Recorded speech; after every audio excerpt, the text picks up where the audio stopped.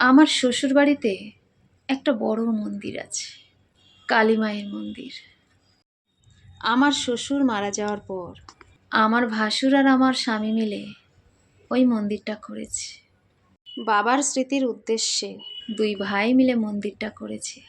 যে কোনো পুজোতে এই মন্দিরে ভালো ভিড় হয়।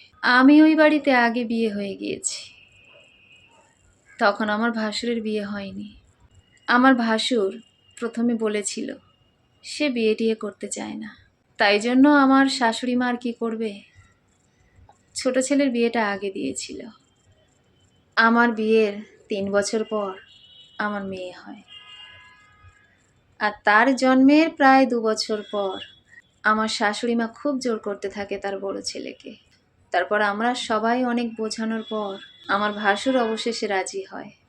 আমার ভাসুরের বক্তব্য ছিল, এখনকার মেয়েরা যা হয় তাদের সংসারে আনা মানে এক অশান্তিকে ডেকে আনা।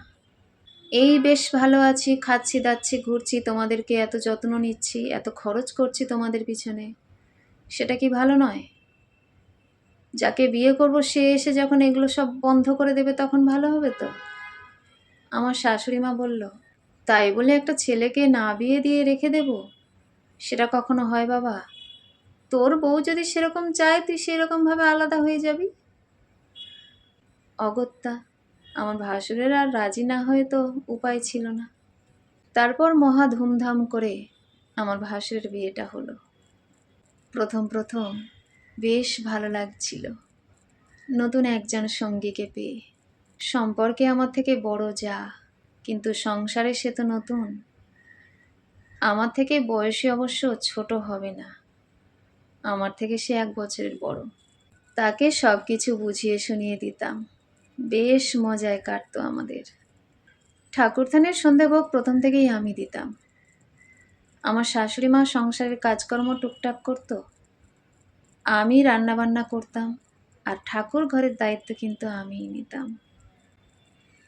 কিন্তু সংসারে যখন লোক সংখ্যা বেড়েই চলেছে তখন তো আমার কাজও বেড়েছে, তবুও তার মধ্যে থেকে ঠাকুর ঘরের দায়িত্ব পালন করতে থাকি। কিন্তু একটা সময় এলো, আমার জার এক সংসারে থাকতে চাইল না।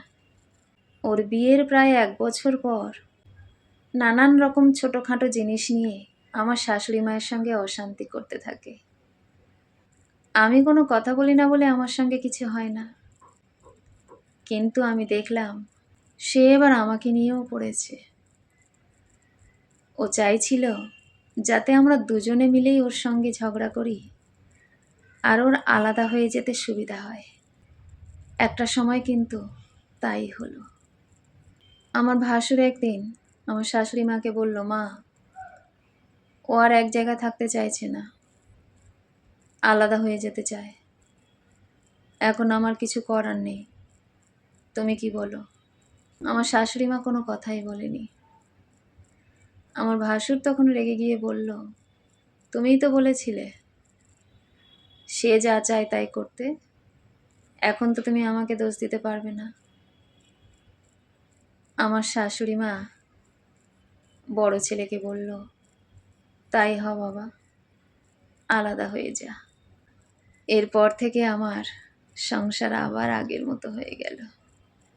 কিন্তু একদিন হঠাৎ করে আমার যা আমাকে বলল, ছোটদি, এক কাজ করো, ঠাকুরথান তুমি 1 মাস দাও, আমি 1 মাস দিই। তুমি বা সবসময় দেবে কেন?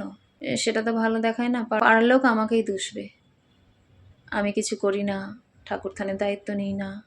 আমি বললাম, দিদি, সেটা হয় না গো, সব কিছুর ভাগাভাগি হয়, সংসারেরও ভাগ হয়। আজকাল শুনছি মাকেও ভাগ করে নেওয়া যায়, 1 মাস আমার কাছে, 1 মাস তোমার কাছে। চারিদিকে তো তাই হচ্ছে, তাই দেখছি, কিন্তু ঠাকুরথান ভাগাভাগি করা যায় না। তুমি এক কাজ করো, আমি তো রোজ দিই, অনেক কাজের মধ্যে থেকেও সময় বের করে আমি ঠাকুর ঘরের কাজ করি। যেদিন আমার খুব অসুবিধা হবে, আমি মেয়েকে নিয়ে স্কুলে টুলে যাই, তো যেদিন আমার খুব দেরি হয়ে যাবে না, সেই দিন আমি তোমাকে বলবো, সেই দিন তুমি করে দিও। বা তোমার যেদিন মনে হবে যে আজকে তুমি ঠাকুর ঘরের কাজ করতে চাও, ঠাকুর ঘরে ভোগ জল দিতে চাও, সেদিন তুমি আমাকে বলে দিও, ছোটদি আমি আজকে ঠাকুর ঘরের কাজকর্ম সারবো। তাতেই হবে দিদি। এইভাবে তো ঠাকুর ঘরে ভাগ করা যায় না। আমার যা বলল, না না ওসব হয় না, ওইভাবে হয় না। তোমার সুবিধা অসুবিধা আমি দেখতে যাব কেন? ওসবে আমি নেই। ভাগাভাগি করে নাও, 1 মাস তুমি দেবে, 1 মাস আমি দেব। সে আমার যত কষ্ট হয় আমি দেব, তোমার যত কষ্ট হয় তুমি দেবে। আমি বললাম, তুমি এই বাড়িতে এসেছো মাত্র বছরখানেক হয়েছে, আর আমি এই বাড়িতে এসেছি 6 বছর হয়ে গেছে। সুতরাং ঠাকুর ঘরের দায়িত্ব প্রথম থেকে আমি পালন করে চলেছি, আমি পালন করে যাব। আমি যেমনটা বললাম যদি তেমনটা তুমি না পারো, কোনো অসুবিধা নেই। আমার যত অসুবিধা হয় হোক, তবু আমি ঠিক ম্যানেজ করে নেব। কিন্তু ঠাকুর থানের ভাগাভাগি আমি করতে দেব না। তাতে তুমি যা খুশি করে নিতে পারো। আমার যা রাগে গড় গড় করতে করতে চলে গেল। অবশ্য মনে মনে খুশি হয়েছিল। ঠাকুর ঘরের দায়িত্ব তো নেব বলেছিলাম, আমাকে নিতে দেয়নি, আমি কি করব? এরকমটাই পাড়ার লোকের কাছে বলে। আমার অবশ্য তাতে বিন্দুমাত্র কোনো সমস্যা হয়নি, রাগও হয়নি। আমি তাতেই খুশি। আমার সঙ্গে সহযোগিতা করে তুমি যদি দায়িত্ব পালন করতে পারো তাহলে ঠিক আছে, কিন্তু সব জিনিসে ভাগাভাগি করাটা অনেকের স্বভাব আছে।